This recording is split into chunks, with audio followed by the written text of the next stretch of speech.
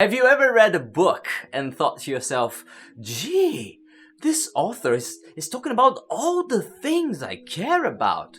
It's like they could read my mind. Perhaps you've even found a book that made you think, wait a minute, this is too close to home. I could have written that book. Have I written that book? This is how I'm feeling right now, reading Hank Green's A Beautifully Foolish Endeavor, the sequel to his first book, an absolutely remarkable thing. Mini spoiler alert, I'm not going to talk about any of the scenes in the book, none of the scenes, but I am going to talk about the themes and the keywords of the book, okay? Let's do it then. For example, this book talks about alternate reality games as one of the themes. The first game I've ever made, 8 years ago, happened to be an alternate reality game as well. The book talks about YouTube culture, both from a fan and also from a creator's perspective. I've been the biggest YouTube nerd for the past decade, and also have been creating videos for many years now. Okay, a little bit strange, but it does get stranger, because it gets really specific. A Beautifully Foolish Endeavor explores the human body in very particular ways, like the sensation of momentarily not having a body, and also having a body with a shape that you were not really expecting. Themes that I also write about in my book. This book also explores this very specific theme of humans finding a technique to reach a state of lucid dreaming in which they can meet other people while they're there. It's very different the way this book and my book deal with this theme, but still, it's the same theme. It's too specific. It's a bit freaky, you know? Hank Green never talked about lucid dreaming and experiencing different bodies in his videos, and I only read his first and, of course, second book after I finished my first draft, so I can't even blame his presence for this influence in me. We just happened to reach the same place. It's strange. Which is to say that this book, that I haven't even finished yet, plays me like a fiddle. I love it. I'm interested in every single bit of it. And this is a feeling that I very much want to provoke myself. I want to play my readers like a fiddle. It is such a wonderful sensation. So I took some time to think about my relationship with this artist, with this creator. You might say that it's simple. I happen to be Hank Green's target audience. And if so, you would be correct. But it's more than that. Being his target audience is just the first step in a journey. So here's the story and a little bit of an analysis of how I got to connect to an artist in such a level that anything he does, I'm gonna read, I'm gonna buy, I'm gonna watch. And it's not because he's the best prose or the best in the genre, no. It's because it's him. He's irreplaceable. How do you build such a powerful relationship with a reader? How did I find Hank Green, and how do people find artists they end up loving? It all starts with the keywords, the interest points, the ideas, the hooks. First contact is generally not with the artist as a person, but with the themes the artist exudes. For example, I found Kin Stanley Robinson by the broad keyword sci-fi. Could have been any other sci-fi writer, really. But I enjoyed his books so much that now the keyword Mars, which is much more refined than just broad sci-fi, became a reading desire to me. In Hank Green's case, it was psychology. First time I saw his face was in an educational video about the brain and how human behavior is formed. Around this first keyword, I found other keywords that were also interesting to me. Look, his brother has a course on world history, and hey, he's just starting a new course on philosophy. That's neat. So here's my first lesson. It all starts with the themes, the things that you already care about. You will find the artist because you share that care. The artist doesn't need to tell you what you like. You already liked something and then you find the artist. That's why school teachers tell you to read a bunch of actually really cool and interesting books. But you don't, you're not interested. Those books have the wrong keywords. They talk about things that you're not interested in. Sometimes, by chance, by pure luck, you stumble upon a book that cares about things that you care about too. I do remember reading Brave New World and Harry Potter in school and having a wonderful time, but I also had a dreadful time with many other books that people consider great works of art. Anyway, first contact was established. I had interacted with a couple of Hank Green's keywords, and I thought that his videos were cool. Time for next step. Now that I'd seen his educational videos, YouTube started recommending me his other videos. I knew the guy, I liked his videos, sure, let's give it a look. Click.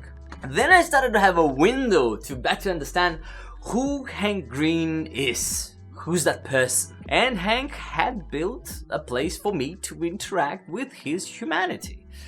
In this case, a completely different YouTube channel. But, you know, different artists have different styles. Neil Gaiman has a blog. Duncan Trussell has a podcast. It can be anything. In his personal channel, I didn't find much knowledge. Instead, I found vulnerability. I found companionship. I found a person. I was not here to feed my hunger for information. I was here to feed my empathy machine. There I could find things like this. It almost always metastasizes immediately to the lungs, and the only treatment is amputation, which is painful and short-term. Many dog owners choose to simply manage the pain, which is what we did. And sometimes things like this. Beautiful, unabashed, uncontrolled excitement. It's such a wonderful feeling that just watching other people have it makes me feel wonderful. And bizarrely, even this. Lubrication for this is your butt cheeks. Right here. Oh, these are your butt cheeks. Your gluteus what cheeks? Get some anti-ointment and make an appointment and end the irritation as you stretch. And though they look completely different and perhaps even impossible to combine in a single narrative, they're really not. They're part of the same thing. We're all people. We have different days. Our moods change. Our looks turn. I didn't feel I was interacting with a brand. I felt I was interacting with a person, with a human being. I remember when Hank's brother, John, started a video with 12 full seconds of silence, just so he could say that. Good morning, Hank. It's Tuesday. So a YouTube employee once told me that almost all so-called low engagement viewers decide whether to watch a video in the first 12 seconds. And I don't want any low engagement viewers today, hence the 12 seconds of silence. Also, how long is 12 seconds of silence on YouTube? An eternity! Evidently, I didn't click out. This video was made for people like me. I just stared at John's face for 12 full seconds, a bit confused, but definitely present. It's because I care about them. If they want to make every single video start with 12 seconds of silence, fine. Fine, I give you this right, John and Hank Green. Because I care about you. I'm not there to be entertained. I'm there to empathize. And entertainment comes, but as a side effect. What a wonderful artist-audience relationship, eh? What a joy for both sides. And you know what? I'm talking about this whole YouTube thing because it's easier to understand, to pinpoint, because the keywords were a little bit separated from the vulnerability bit. But truth is, I think that if I hadn't looked for psychology on YouTube years ago, or if I hadn't followed my video recommendations and I just didn't know who Hank Green was in the first place, I could still connect with him very deeply just by reading his book. And I know that's possible because I have the same sort of trust and relationship with other artists like Amanda Palmer and Stephen King. I know it's possible. What are the elements here? How can authors create those relationships with their audiences that are not about the sales or clicks, but it's about care. It's about really giving a shit. How can we build those things? Take my musings with a grain of salt. I'm not an expert here. I'm just somebody looking at the world and trying to understand how to better live in it. Here's what I extracted from deeply looking at the relationship I just explained to you. Point 1, I need to be fully in control of what are my keywords, and I need to choose them very carefully and very deliberately. I have many interests, and I don't know if some are better than others, I don't know if that's a thing, but I know that I have a deep desire to write about some of those themes, and others not so much. So I think I should have a very clear idea of what those themes are, the ones I really want to write about, so I can convey to the world that this is what I represent as an artist. This is how people are going to find me. This is the spark of curiosity. It needs to be precise. For example, I want people to connect me to dreams and the nature of reality and shamanic practices and emotional exploration and profound questions and rituals. Because I could write about those things all day long. I could write about those things till the day I die. Other things I care about, like Japanese cuisine and decentralized organizations and the history of bossa nova, yeah, I can still care about them, of course, they're cool, but perhaps I don't need to convey this as a message to the world, because I don't plan on writing about those things in my novels. So why put it out there? My audience is gonna look for those themes in my books and they're just not gonna find them. Why put them? So that was point 1. Point 1 is that I need to be very careful and deliberate about my themes. So let's go for point 2. Point 2 is that I need to be vulnerable. But what does that mean really? I want to put enough of myself into my work that my readers will have slightly more than a glimpse on how I experienced the world. I need to convey through my characters vital pieces of my decision-making process and my judgment process. Enough so that I feel uncomfortable. Why? Well, let me tell you how powerful that can be. When I was reading A Beautifully Foolish Endeavor, I got to a point in the story in which this character, Maya, was thinking the following phrase, open quote. I'd spent months pretending that hope and knowledge were the same thing, but they were not, end quote. Well, I was immediately thrown 2 months ago when my dad was still in the hospital, and we would have a quick phone call, and after this call I would spend, 6-7 hours obsessively researching a hormone or a symptom or an exam, without any breaks, like a madman really. I was trying to fill that immense hole in my heart with knowledge. I was pretending, just like you did, Maya, because sometimes I looked for hope and I just couldn't find it, so I would dig into as much knowledge as I could to cope. Of course, the character Maya doesn't exist. Maya was created by hankering.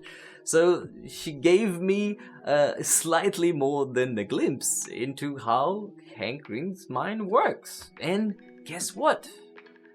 I found myself there. Remember when I told you that you could share this care for a theme or a keyword with an artist, and this was the first level of connection? Well, that's just the first contact. That's just the surface level. When you go really deep, you find out that you can actually share your deep decision and thoughts and memory processes with an artist as well. You can see yourself in the innermost bits of that artwork. And guess what? That artwork was made by someone. You share that way to experience the world. This is the contact point between the two of you. It's not surface anymore. It's not just a thing that both of you saw a video on YouTube. It is how you experience life. This is magic. This is pure magic. This is the ingredient, is the thing that forms those strong bonds, those delightful relationships. Is vulnerability, is grabbing who you are and putting the biggest bit you can outside of you. So part 1 and part 2 are profoundly different. Well, I will try to carefully select which are my artistic themes, what are my research, what is my exploration. When I actually sit down to write, I'm gonna try to pour every single bit of me into those pages. My fears, my glories, this strange emotional machinery that operates my brain. And if I succeed, if I actually manage to grab my heart and push into those words, then I hope that someone, sometime, will read my book and think to themselves, wait a second, is that me? That's it for today. Woo, emotional video. Woo, hoo, hoo, hoo. Thanks for watching. Here is the name of my Patreon. I have one Patreon, it's so cool. If you also want to be a Patreon, it's the best way you can support me to make more videos like this. It's been hard to keep my frequency of 1 a week. I don't know how long I can keep that, but I'm doing my best. And let me leave you with a question here. If in 10 seconds, just now, you had to choose 2 themes, 2 keywords to be the middle, the epicenter of all of your artistic work, which words would you choose? Don't think much, just put it out there and I'll have a look at the comments. See you next time, folks. Ciao, ciao.